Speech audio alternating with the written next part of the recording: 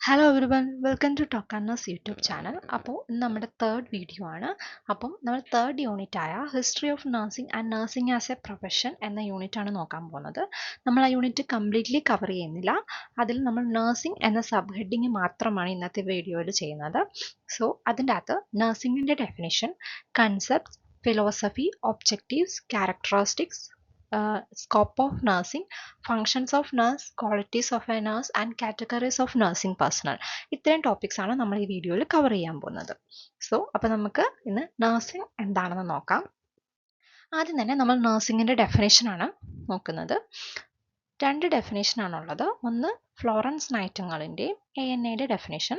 വേറെ ഒരുപാട് ഡെഫിനേഷൻസ് നമുക്ക് അവൈലബിൾ ആണ്. മെയിൻലി നമ്മൾ രണ്ട് ഡെഫിനേഷൻ ഇപ്പോൾ ഇതിൽ എടുത്തിരിക്കുകയാണ്. ഇതാണ് ഏറ്റവും ഇമ്പോർട്ടൻ്റ് ആയിട്ടുള്ള രണ്ട് ഡെഫിനേഷൻ. സോ ആദ്യം തന്നെ ഫ്ലോറൻസ് നൈറ്റിംഗേലിൻ്റെ ഡെഫിനേഷൻ നോക്കാം. The act of utilising the environment of the patient to assist him in recovery. നമുക്കറിയാം അല്ലേ, ഫ്ലോറൻസ് നൈറ്റിംഗേൽ നമ്മുടെ നഴ്സിംഗിന് തന്നിരിക്കുന്ന ഏറ്റവും വലിയൊരു കോൺട്രിബ്യൂഷനാണ് എൻവയോൺമെൻറ്റ് എന്ന് പറയുന്നത്. സോ എൻവയോൺമെൻറ്റ് ഉപയോഗിച്ചുകൊണ്ട്, അതായത് പേഷ്യൻറ്റിൻ്റെ എൻവയോൺമെൻറ്റ് ഉപയോഗിച്ചുകൊണ്ട് തന്നെ ആ ഒരു പേഷ്യൻറ്റിൻ്റെ റിക്കവറി പോസിബിൾ ആണ്, അല്ലെ റിക്കവറി നടത്താം എന്നാണ് നമ്മുടെ ഫ്ലോറൻസ് നൈറ്റിംഗേലിൻ്റെ ഡെഫിനേഷനിൽ പറയുന്നത്. അടുത്തത് ANAയുടെ ഡെഫിനേഷൻ. ANAയുടെ ഡെഫിനേഷൻ എന്ന് പറയുമ്പോൾ ഇത് പഠിക്കാൻ ഒരു എളുപ്പമുള്ള രീതിയിൽ ഞാൻ പറയാം. നമുക്കിതിനെ 3 പാർട്സ് ആയിട്ട് തിരിച്ചു നോക്കാം. ആദ്യത്തെ ഒരു പാർട്ട് ഈ എബിലിറ്റീസ് കൊണ്ടും, അടുത്തൊരു പാർട്ട് നമ്മുടെ ഈ ഹ്യൂമൻ റെസ്പോൺസ് കൊണ്ടും തിരിച്ചു കഴിഞ്ഞാൽ നമുക്കിതിനെ 3 രീതിയിൽ പഠിക്കാം. ഓർത്തിരിക്കാൻ ഡെഫിനേഷൻ ആണല്ലോ, അപ്പോൾ നമുക്ക് വേറെ വേർഡ്സ് യൂസ് ചെയ്യാൻ പറ്റില്ല. സോ ഓർത്തിരിക്കാനുള്ള ഒരു എളുപ്പത്തിനുള്ളതാണ്. So nursing is a protection, promotion and optimisation of health and abilities. അല്ലേ, ഹെൽത്ത് ആൻഡ് എബിലിറ്റീസ്, ഹെൽത്തിൻ്റെയും എബിലിറ്റീസിൻ്റെയും അതിനെ സംരക്ഷിച്ചുകൊണ്ടും അതിനെ പ്രൊമോട്ട് ചെയ്തുകൊണ്ടും നമ്മളതിൻ്റെ എന്താ പറയുക, നമ്മുടെ ആവശ്യത്തിൽ എത്തിച്ചേരുക. അപ്പം ഹെൽത്തും എബിലിറ്റീസും അതിൻ്റെ ഏറ്റവും ഹയസ്റ്റ് ലെവലിൽ എത്തിക്കുക. ഈ 3 കാര്യങ്ങൾ, ഇതാണ് നമ്മുടെ ഫസ്റ്റ് പാർട്ടിൽ പറയുന്നത് അല്ലേ. നഴ്സിംഗ് എന്തായിരിക്കണം? ഹെൽത്തിൻ്റെയും എബിലിറ്റീസിനെയും പ്രൊട്ടക്റ്റ് ചെയ്യുന്നതായിരിക്കണം, പ്രൊമോട്ട് ചെയ്യുന്നതായിരിക്കണം, ഒപ്റ്റിമൈസേഷനിൽ എത്തിക്കുന്നതായിരിക്കണം. അപ്പം ഇതാണ് നമ്മുടെ ഫസ്റ്റ് പോയിന്റ്. സെക്കൻഡ് പോയിന്റ് എന്ന് പറയുമ്പോൾ എന്താണ്? Prevention of illness and injury, alleviation of suffering through the diagnosis and treatment of human response. എന്ന് പറയുമ്പോൾ ഇപ്പോൾ ഒരു ഇൽനെസ്സോ ഇഞ്ചുറിയോ ഉണ്ടെങ്കിൽ അതിനെ പ്രിവെൻറ്റ് ചെയ്യുകയും സഫർ ചെയ്യുന്ന ഒരാളാണെന്നുണ്ടെങ്കിൽ അതിൽ നിന്ന് മോചിപ്പിക്കുകയും വേണം. ഇങ്ങനെ through diagnosis and treatment. So ഇതാണ് നമ്മുടെ തേർഡ് പാർട്ട്. അടുത്ത പാർട്ട് എന്താണ്? Advocacy in the care of individual, family, communities and population.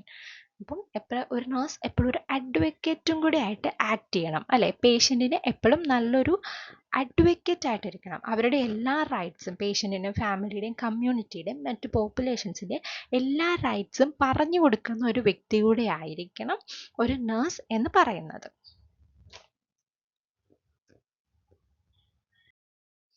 അടുത്തായി നമ്മൾ നോക്കാൻ പോകുന്നതാണ് കൺസെപ്റ്റ്സ് ഓഫ് നഴ്സിംഗ്.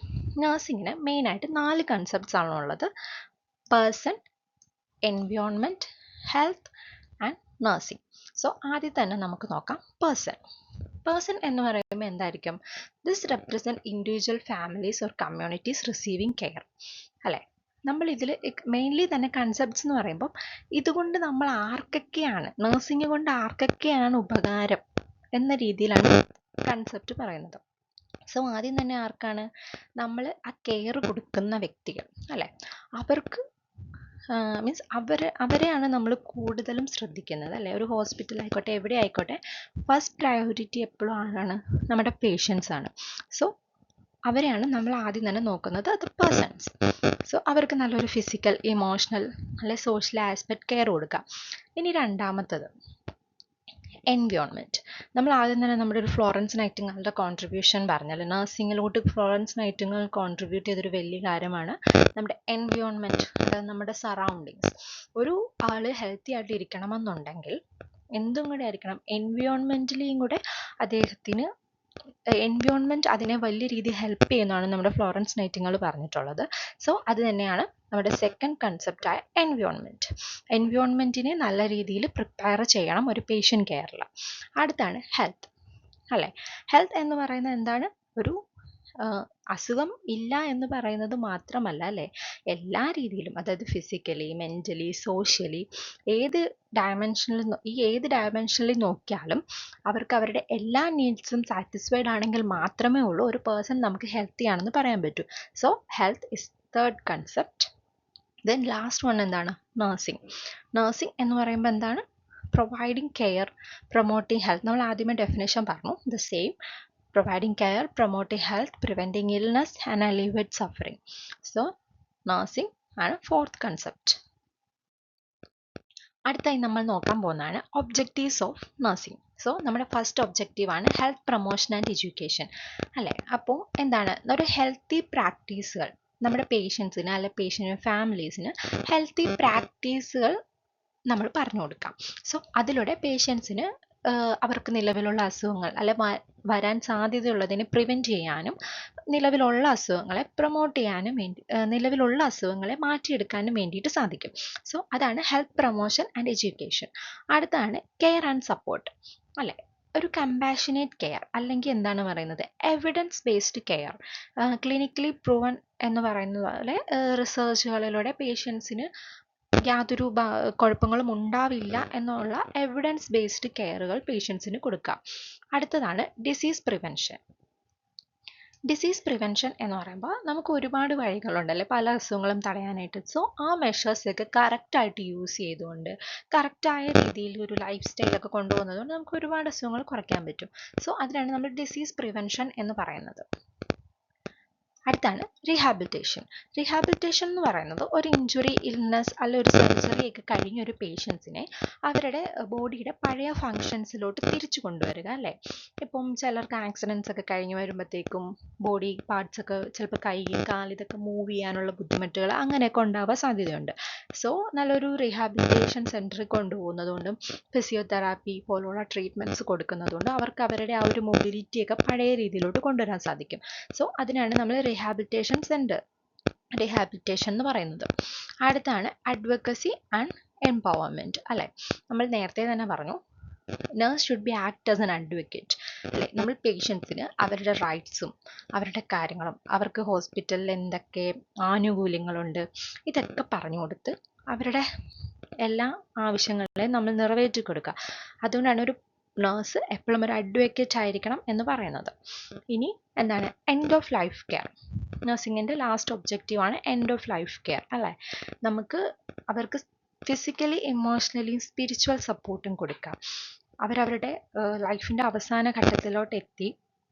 ഇപ്പം നമുക്ക് അവർക്ക് എന്താ പറയുക, എല്ലാവർക്കും വളരെ ബുദ്ധിമുട്ടുള്ള കാര്യമായിരിക്കും, അല്ലേ? മരണസമയത്ത്, അതായത് ഭയങ്കര പ്രായമായിട്ടൊക്കെ മരിക്കുന്ന ഒരു സമയത്ത് ഹോസ്പിറ്റലിലും ICUസിലും ഒക്കെ കിടന്ന് അവരുടെ അടുത്ത് ബന്ധുക്കളെ അല്ലെ മക്കളെയും ആരെയും വേണ്ടപ്പെട്ടവരെ ഒന്നും കാണാൻ പറ്റാതെ വളരെ ദൂരത്ത് ICUലും വെന്റിലേറ്ററിലും ഒക്കെ ഇരിക്കുന്നത് എല്ലാവർക്കും വളരെ ബുദ്ധിമുട്ടുള്ള കാര്യമായിരിക്കും. അതേസമയം നമ്മൾ നേരത്തെ വീഡിയോസിൽ പറഞ്ഞിട്ടുണ്ടായിരുന്നു, നമ്മൾ ഹോസ്പീസ് സെൻറ്റേഴ്സ് എന്നൊക്കെ പറഞ്ഞ പോലെ തന്നെ അവർക്ക് അവരുടെ അവസാന ടൈമിൽ ഏറ്റവും നല്ലൊരു കെയർ കൊടുത്തുകൊണ്ട് ഇമോഷണൽ സപ്പോർട്ട് കൊടുത്തുകൊണ്ട് തന്നെ അവരുടെ ലൈഫിൻ്റെ ആ ഒരു എൻഡ് ടൈം ഏറ്റവും നല്ല രീതിയിലാക്കി കൊടുക്കാം. സോ അതും നഴ്സിംഗിൻ്റെ ഒരു ഒബ്ജക്റ്റീവാണ്. അടുത്തായി നമ്മൾ നോക്കാൻ പോകുന്നതാണ് characteristics of nursing. Characteristics of നഴ്സിംഗിനകത്ത് ഫസ്റ്റ് വൺ ആണ് കമ്പാഷനേറ്റ് കെയർ. കമ്പാഷനേറ്റ് കെയർ എന്ന് പറയുമ്പോൾ നമ്മൾ എപ്പോഴും പറയും ഒരു നഴ്സ് കൂടുതലും എംപതറ്റിക് ആയിരിക്കണം. സിമ്പതിയേക്കാൾ കൂടുതൽ എംപതിയാണ് നഴ്സസിന് വേണ്ടതെന്ന് നമ്മൾ പറയും. കാരണം എന്തെന്ന് വെച്ചിട്ടുണ്ടെങ്കിൽ ഇപ്പം പേഷ്യൻറ്റിൻ്റെയോ അല്ല അവരുടെ ഫാമിലിയുടെയോ അവരുടെ വിഷമങ്ങൾ, ദുഃഖങ്ങൾ അതൊക്കെ സ്വന്തമായി കണ്ടുകൊണ്ട് അതിന് നല്ലൊരു ഇമോഷണൽ സപ്പോർട്ട് കൊടുക്കുക. സോ അതുകൊണ്ടാണ് അതിനെയാണ് നമ്മൾ കമ്പാഷനേറ്റ് കെയർ എന്ന് പറയുന്നത്. അടുത്താണ് പ്രൊഫഷണൽ നോളജ്. പ്രൊഫഷണൽ നോളജ് എന്ന് പറയുമ്പോൾ മെഡിക്കൽ സയൻസിൽ, അതായത് അവരുടെ ആ ഒരു പ്രൊഫഷനിൽ അവർ നല്ല നോളജബിൾ ആയിരിക്കണം. അതുപോലെ തന്നെ കണ്ടിന്യൂസ് ലേണിംഗ് ഉണ്ടായിരിക്കണം, അല്ലേ?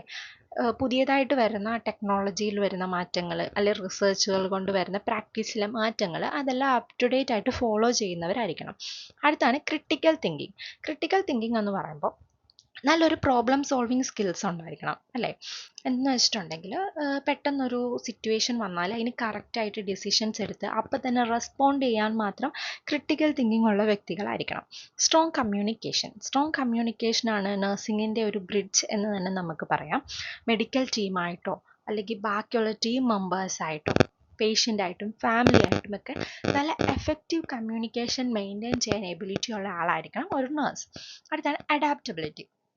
നഴ്സസ് എപ്പോഴും വർക്ക് ചെയ്യേണ്ടത് ഒരു ഡൈനാമിക് എൻവയോൺമെൻറ്റിലാണ് അല്ലേ? ഒരു ഡൈനാമിക് എൻവയോൺമെൻറ്റിലാണ്. അപ്പോൾ പേഷ്യൻറ്റിൻ്റെ നീഡ്സ് അനുസരിച്ചും എപ്പോഴാണെങ്കിലും എപ്പോഴും ചേഞ്ച് ചെയ്യാൻ പറ്റിയ ഒരു ചേഞ്ച് ചെയ്യാൻ പറ്റിയ ഒരു ക്യാരക്ടർ ആയിരിക്കണം നഴ്സസിന് ഉണ്ടാവേണ്ടത്. അടുത്താണ് എത്തിക്കൽ പ്രാക്ടീസ് അല്ലേ? എത്തിക്കൽ പ്രാക്ടീസിലാണ് integrity, confidentiality and respect. So പേഷ്യൻസിനെ അവരുടെ ഫാമിലീസിനെ എല്ലാ രീതിയിലും നമ്മൾ റെസ്പെക്റ്റ് ചെയ്യണം. അതുപോലെ തന്നെ അവരുടെ കണ്ടീഷൻസിനെ കുറിച്ചോ അല്ലെങ്കിൽ അവർ നമ്മളോട് പറയുന്ന എന്തൊരു മെഡിക്കൽ കാര്യങ്ങളും ആയിക്കോട്ടെ അതെല്ലാം കോൺഫിഡൻഷ്യൽ ആയിട്ട് സൂക്ഷിക്കുകയും വേണം. അടുത്താണ് ടീം വർക്ക് അല്ലേ? നഴ്സസ് എന്ന് പറയുമ്പോൾ തന്നെ നമുക്കറിയാം എല്ലാവരെയും കോർഡിനേറ്റ് ചെയ്ത് പേഷ്യൻ്റ് കെയർ കൊണ്ടുപോകുന്ന ഒരു വ്യക്തിയാണ് നഴ്സസ് അല്ലേ?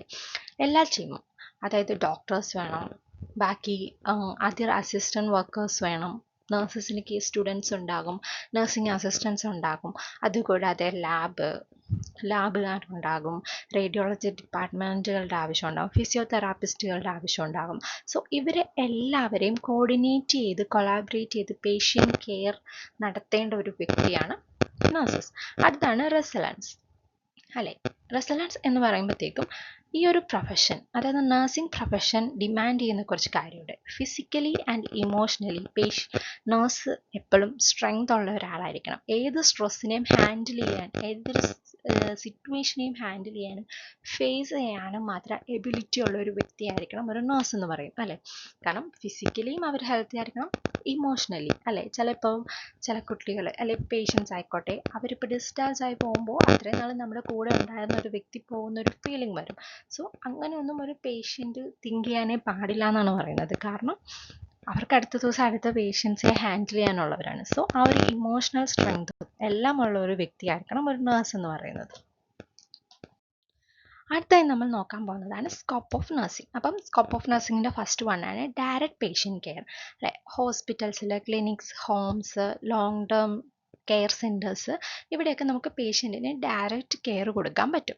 അടുത്താണ് ഹെൽത്ത് എഡ്യൂക്കേഷൻ അല്ലേ? ഹെൽത്ത് എഡ്യൂക്കേഷനിൽ ഇപ്പം നമ്മൾ ഹോസ്പിറ്റലിലായിക്കോട്ടെ കമ്മ്യൂണിറ്റി സെറ്റിങ്ങിലായിക്കോട്ടെ നമുക്ക് ഒരുപാട് എഡ്യൂക്കേഷൻ പേഷ്യൻസിന് കൊടുക്കാൻ പറ്റും അല്ലേ? പ്രിവെൻറ്റീവ് മെത്തേഡ്സ് അല്ലെ, പ്രൊമോട്ടിങ് ഹെൽത്ത് പ്രൊമോഷനുള്ള വഴികൾ, healthier life style, illness management, അതുപോലെ ഒരുപാട് ഹെൽത്ത് എഡ്യൂക്കേഷൻസ് നമുക്ക് പേഷ്യൻസിന് കൊടുക്കാൻ പറ്റും. അടുത്താണ് സ്പെഷ്യലൈസ്ഡ് റോൾസ്, അതായത് ക്രിട്ടിക്കൽ കെയർ, ചില ഡിപ്പാർട്ട്മെൻ്റ് ഉള്ള critical care, paediatric, mental health, oncology, anaesthesia, gerontology പോലുള്ള ഡിപ്പാർട്ട്മെൻറ്റ്സ്, കാർഡിയോളജി, ഇവിടെയൊക്കെ സ്പെഷ്യലൈസ്ഡ് നഴ്സസ് ആയിരിക്കും ഉള്ളത്. കാരണം അവർക്ക് കുറച്ചും കൂടി ആ ഡിപ്പാർട്ട്മെൻറ്റിൽ എന്തെങ്കിലും കോഴ്സോ ട്രെയിനിങ്ങോ എടുത്തവരായിരിക്കും. അടുത്താണ് കമ്മ്യൂണിറ്റി ഹെൽത്ത്. കമ്മ്യൂണിറ്റി ഹെൽത്ത് എന്ന് പറയുമ്പോൾ നമുക്കറിയാം മെയിൻലി സെൻറ്റേഴ്സും ഉണ്ട്, അതുപോലെ തന്നെ ഫീൽഡ് വർക്കും ഉണ്ട്. അപ്പോൾ അവിടെ മെയിൻലി എന്തായിരിക്കും? Public health, preventive care, health advocacy. അതിൽ പ്രിവെൻറ്റീവ് കെയർ ആണ് കമ്മ്യൂണിറ്റി ഏറ്റവും കൂടുതൽ ഫോക്കസ് ചെയ്യുന്നത് ക്യൂറേറ്റീവ് കെയറിനേക്കാളും. ക്യൂറേറ്റീവ് കെയർ എപ്പോഴും ഹോസ്പിറ്റൽസ് ആയിരിക്കും മെയിൻലി ഫോക്കസ് ചെയ്യുന്നത്.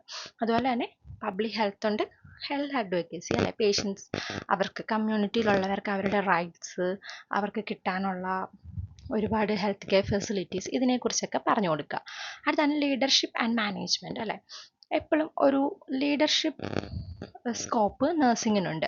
അതായത് ഇപ്പം നമ്മുടെ ഹോസ്പിറ്റൽസ് നോക്കുകയാണെന്നുണ്ടെങ്കിൽ നമ്മുടെ വാർഡുകൾ മാനേജ് ചെയ്യുന്നത് എപ്പോഴും സ്റ്റാഫ് നഴ്സുകളായിരിക്കും.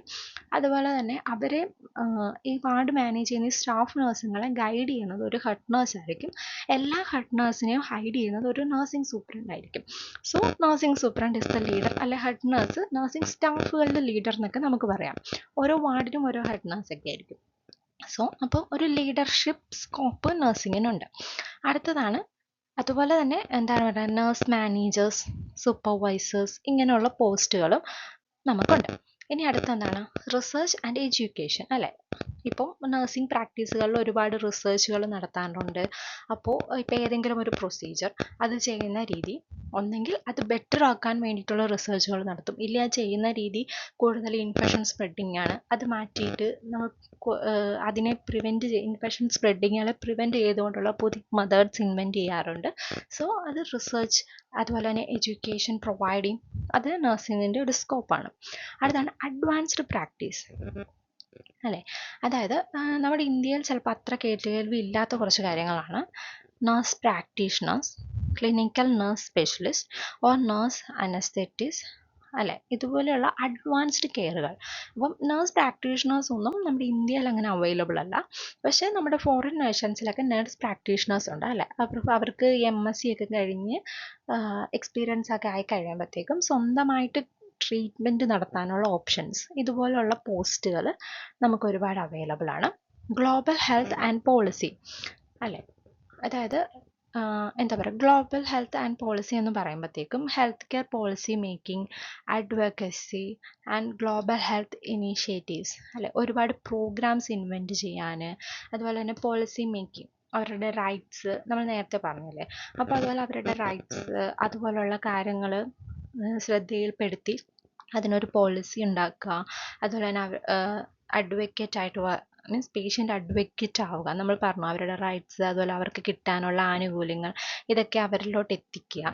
സോ ഇങ്ങനെ ഒരു ഓപ്ഷനും അങ്ങനെ ഒരു സ്കോപ്പും നഴ്സിംഗിലുണ്ട്. അടുത്തായി നമ്മൾ നോക്കാൻ പോകുന്നതാണ് ഫങ്ഷൻസ് ഓഫ് നഴ്സിംഗ്. അപ്പോൾ ഫസ്റ്റ് വൺ എന്താണ്, കെയർ ഗീവർ അല്ലേ. പേഷ്യൻറ്റിന് എപ്പോഴും ഡയറക്റ്റ് കെയർ കൊടുക്കാൻ പറ്റണം അല്ലേ. ഡയറക്റ്റ് പേഷ്യൻ്റ്, അതായത് വീട്ടിലായിക്കോട്ടെ ഹോസ്പിറ്റൽസിലായിക്കോട്ടെ എവിടെയും പേഷ്യൻറ്റിന് ഒരു ഡയറക്റ്റ് കെയർ പ്രൊവൈഡറാണ് ഒരു നേഴ്സ് എന്ന് പറയുന്നത്.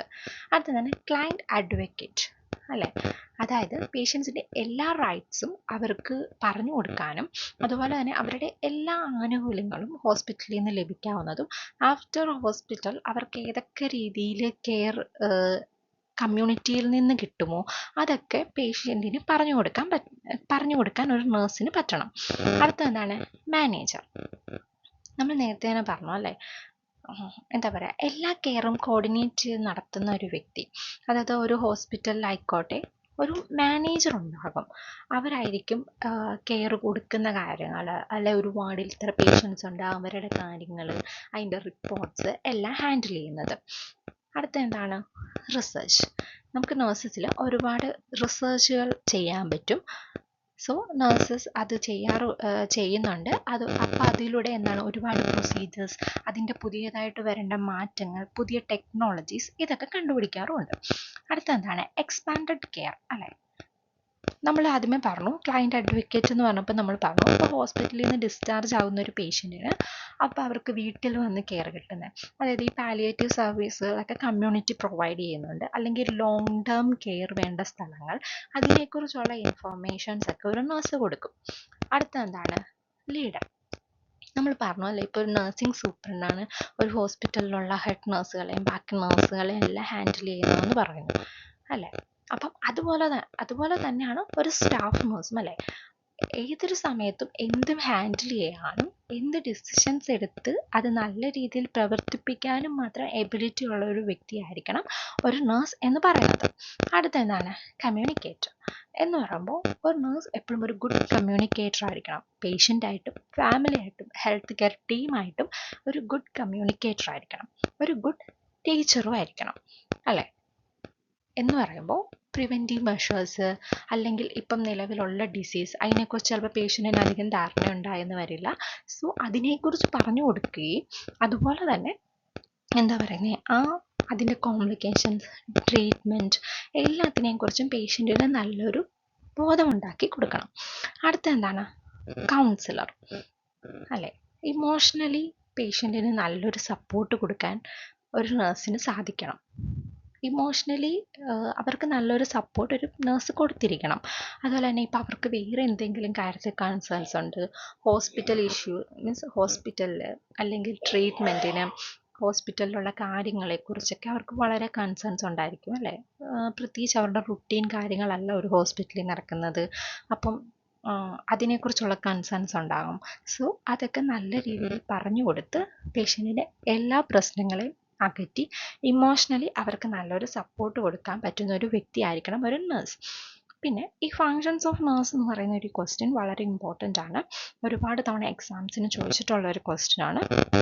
സോ എല്ലാവരും ഈ ഇത്രയും പോയിന്റ്സ് നല്ല രീതിയിൽ ഓർത്ത് വെക്കണം. ബാക്കി ഇതിൻ്റെ സബ് പോയിന്റ്സ് നമുക്ക് ആഡ് ചെയ്യാവുന്നതേ ഉള്ളൂ. ഈ ഇത്രയും ഹെഡിങ്സ് ഇങ്ങനെ തന്നെ ഹൈലൈറ്റ് ചെയ്ത് കൊടുക്കേണ്ട. അടുത്തായി നമ്മൾ നോക്കാൻ പോകുന്നതാണ് ക്വാളിറ്റീസ് ഓഫ് എ നഴ്സ്. അപ്പം ക്വാളിറ്റീസ് ഓഫ് എ നഴ്സിനകത്ത് ഫസ്റ്റ് വൺ ആണ് കമ്പാക്ഷൻ. അല്ലേ, കമ്പാക്ഷൻ എന്ന് പറയുമ്പോഴത്തേക്കും ഒരു നഴ്സ് എപ്പോഴും ഒരു എമ്പതി ഉള്ള വ്യക്തിയായിരിക്കണം. അല്ലെ, പേഷ്യൻറ്റിൻ്റെ വിഷമങ്ങൾ നമ്മുടേതായി കണ്ടുകൊണ്ട്, അല്ലെ പേഷ്യൻറ്റിൻ്റെയോ ഫാമിലിയുടെയോ വിഷമങ്ങൾ നമ്മുടേതായി കണ്ടുകൊണ്ട് അവർക്ക് എപ്പോഴും നല്ലൊരു ഇമോഷണൽ സപ്പോർട്ട് കൊടുക്കുന്ന ഒരു വ്യക്തിയായിരിക്കണം. അതുപോലെ തന്നെ പേഷ്യൻറ്റിന് നമ്മളെപ്പോഴും പറയും ഒരു റാപ്പോർട്ട് ക്രിയേറ്റ് ചെയ്യണം, പേഷ്യൻറ്റുമായിട്ട് ഒരു റാപ്പോർട്ട് ക്രിയേറ്റ് ചെയ്യണം എന്ന് നമ്മളെപ്പോഴും പറയും. അല്ലേ, പേഷ്യൻറ്റിന് നമ്മളോട് എന്തും പറയാൻ പറ്റുന്ന ഒരു ട്രസ്റ്റും കംഫർട്ടും നമ്മൾ പേഷ്യൻറ്റിൻ്റെ അടുത്ത് ബിൽഡ് ചെയ്തിരിക്കണം. അടുത്തതാണ് അറ്റൻഷൻ ടു ഡീറ്റെയിൽ. അല്ലേ, നമ്മളെപ്പോഴും ഭയങ്കര ശ്രദ്ധയുള്ള വ്യക്തിയായിരിക്കണം. ഇപ്പം നമ്മൾ പേഷ്യൻറ്റിൻ്റെ മെഡിസിൻ കൊടുക്കുന്നത്, അവരുടെ ഹെൽത്ത് മോണിറ്ററിങ്, ഇതൊക്കെ കറക്റ്റായിട്ട് ചെയ്തിരിക്കണം. അതുപോലെ തന്നെ കറക്റ്റ് പ്രൊസീജിയേഴ്സും ആയിരിക്കണം. പേഷ്യൻറ്റിൻ്റെ ഹെൽത്തിനെ എപ്പോഴും പ്രൊമോട്ട് ചെയ്യുന്ന കാര്യങ്ങളായിരിക്കണം. അതുപോലെ തന്നെ എല്ലാം കറക്റ്റ് ടൈമിൽ ഡോക്യുമെൻ്റ് ചെയ്യുകയും വേണം. അടുത്താണ് സ്ട്രോങ് കമ്മ്യൂണിക്കേഷൻ. അല്ലേ, പേഷ്യൻ്റായിട്ടും ഫാമിലീസായിട്ടും മറ്റ് ഹെൽത്ത് കെയർ പ്രൊഫഷണൽസായിട്ടും എല്ലാം നല്ലൊരു കമ്മ്യൂണിക്കേഷൻ മെയിൻറ്റെയിൻ ചെയ്യാൻ പറ്റുന്ന വ്യക്തിയായിരിക്കണം. അടുത്തതാണ് അഡാപ്റ്റബിലിറ്റി. അല്ലേ, ഏത് അൺപ്രഡിക്റ്റബിൾ സിറ്റുവേഷനിലും പെട്ടെന്ന് തന്നെ യോജിക്കാൻ പറ്റുന്ന ഒരു വ്യക്തിയായിരിക്കണം. അല്ലേ, എല്ലാ സിറ്റുവേഷൻസിനോടും അഡ്ജസ്റ്റ് ചെയ്യാൻ പറ്റണം. ചിലപ്പം നമ്മുടെ സ്പിരിച്വൽ ബിലീഫും പേഷ്യൻറ്റിൻ്റെ ബിലീഫും എല്ലാം രണ്ടും രണ്ടായിരിക്കാം. പക്ഷേ അതൊക്കെ പെട്ടെന്ന് തന്നെ അതിനോട് ചേഞ്ച് ചെയ്ത് അഡ്ജസ്റ്റ് ചെയ്യാൻ പറ്റുന്ന ഒരു വ്യക്തിയായിരിക്കണം. അടുത്ത എന്താണ് ടീം വർക്ക്. അല്ലേ, ഡോക്ടേഴ്സായിട്ട്, സ്പെഷ്യലിസ്റ്റുകളായിട്ട്, മറ്റ് നഴ്സസായിട്ട് എല്ലാവരോടും യോജിച്ച് നല്ലൊരു ടീം വർക്ക് ഉണ്ടാക്കാൻ പറ്റുന്ന ഒരു വ്യക്തിയായിരിക്കണം. കാരണം നഴ്സസാണ് എല്ലാവരെയും ഹാൻഡിൽ ചെയ്യുന്നത്. അല്ലേ, പേഷ്യൻറ്റിൻ്റെ കാര്യങ്ങൾ പേഷ്യൻറ്റിൻ്റെ ഫാമിലിയോട് സംസാരിക്കുന്നത്, ഡോക്ടേഴ്സിനോട് സംസാരിക്കുന്നത്, അല്ലെങ്കിൽ ഇപ്പം മറ്റ് ഡിപ്പാർട്ട്മെൻറ്റ് റേഡിയോളജി പോലുള്ള ആൾക്കാർ വന്ന് അവരോട് പേഷ്യൻറ്റിൻ്റെ കണ്ടീഷൻസിനെ കുറിച്ചും എല്ലാം വിവരിക്കുന്നത് ഒരു നഴ്സ് ആയിരിക്കണം. സോ ഇവരെ എല്ലാവരെയും കോർഡിനേറ്റ് ചെയ്ത് കൊളാബറേറ്റ് ചെയ്യാൻ പാകത്തിന് ഒരു നഴ്സ് എബിലിറ്റി ഉള്ള ഒരു വ്യക്തിയായിരിക്കണം. അടുത്താണ് പേഷ്യൻസ്. അല്ലേ, എന്ന് വെച്ചാൽ ചില സമയത്ത് നമുക്ക് ഭയങ്കര ചലഞ്ചിങ് കേസുകൾ വരും, ലോങ് അവേഴ്സ് ഷിഫ്റ്റ് വരും, ഒട്ടും കോർപ്പറേറ്റ് ചെയ്യാത്ത പേഷ്യൻസ് ആയിരിക്കും. സോ ഇതിനെയെല്ലാം വളരെ രീതിയിൽ നല്ല ക്ഷമയോടെ ഹാൻഡിൽ ചെയ്യാൻ പറ്റണം. അടുത്തതാണ് ഇമോഷണൽ റെസിലൻസ്. അല്ലേ, ഇമോഷണലി അതുപോലെ തന്നെ ഫിസിക്കലിയും ഒരു നഴ്സ് ഭയങ്കരമായിട്ട് സ്ട്രെങ്ത് ഉള്ള ഒരു വ്യക്തിയായിരിക്കണം.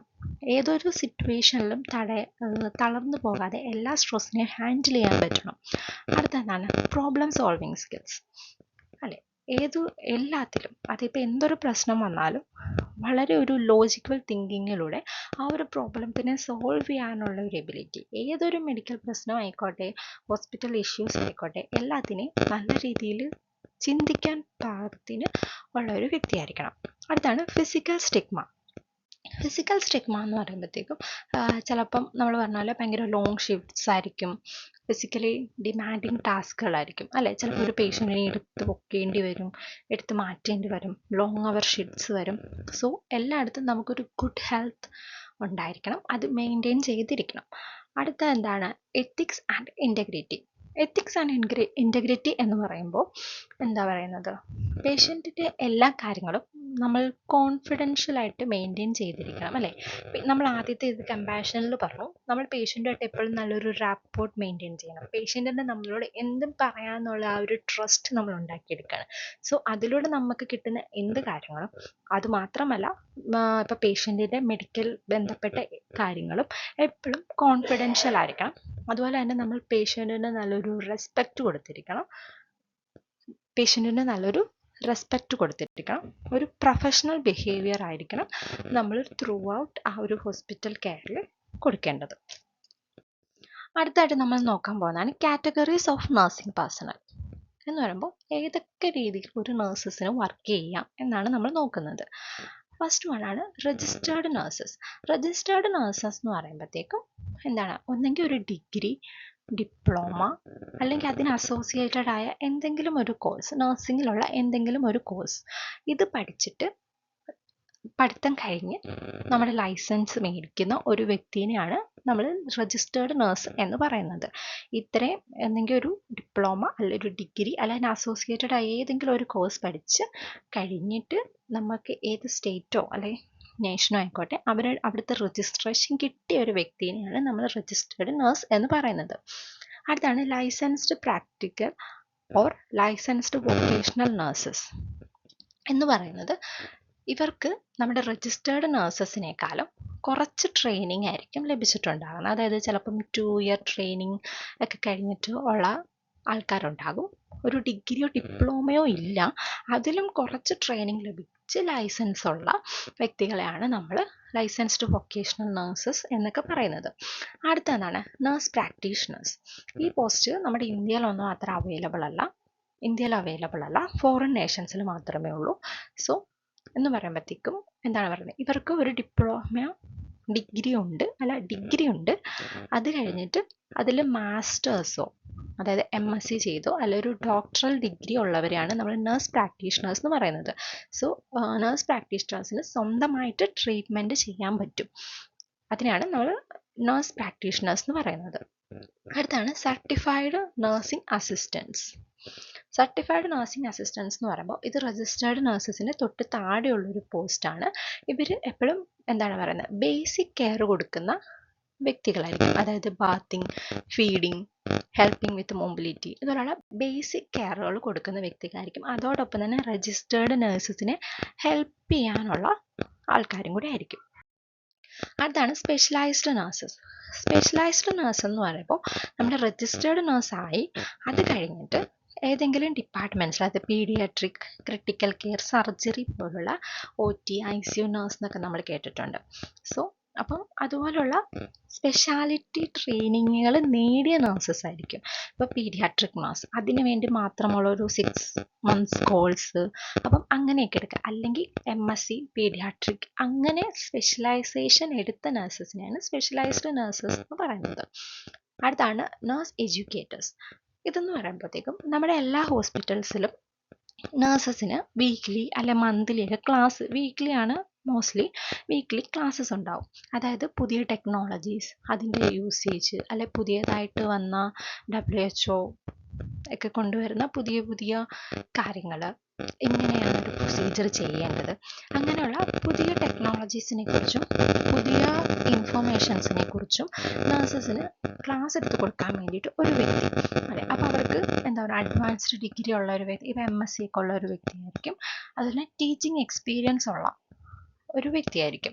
സോ അതിനാണ് നമ്മൾ നേഴ്സ് എഡ്യൂക്കേറ്റേഴ്സ് എന്ന് പറയുന്നത്. അതായത് രജിസ്റ്റേർഡ് നഴ്സസിനെയൊക്കെ ട്രെയിൻ ചെയ്യാൻ വേണ്ടിയിട്ടുള്ള വ്യക്തി. അടുത്താണ് പബ്ലിക് ഹെൽത്ത് നഴ്സ്.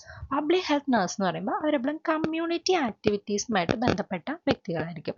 അല്ലെ, ഒരു അസുഖത്തിൻ്റെ പ്രിവെൻഷൻ അല്ലെങ്കിൽ അതിനെക്കുള്ള എഡ്യൂക്കേഷൻ ക്ലാസ്സസ്, അതൊക്കെ ആയിരിക്കും പബ്ലിക് ഹെൽത്ത് നഴ്സിൽ മെയിനായിട്ട് ഫോക്കസ് ചെയ്യുന്നത്. ഔട്ട്സൈഡ് ഹോസ്പിറ്റൽസ് ആയിരിക്കും അവരുടെ വർക്ക് കൂടുതലായിട്ട് വരുന്നത്. അടുത്താണ് ട്രാവൽ നഴ്സ്. ട്രാവൽ നഴ്സസ് എന്ന് പറയുമ്പോഴത്തേക്കും പല ലൊക്കേഷൻസിൽ പോയിട്ട് ട്രീറ്റ്മെൻറ്റ് കൊടുക്കുക എന്നുള്ളതാണ് അതിൻ്റെ ലക്ഷ്യം.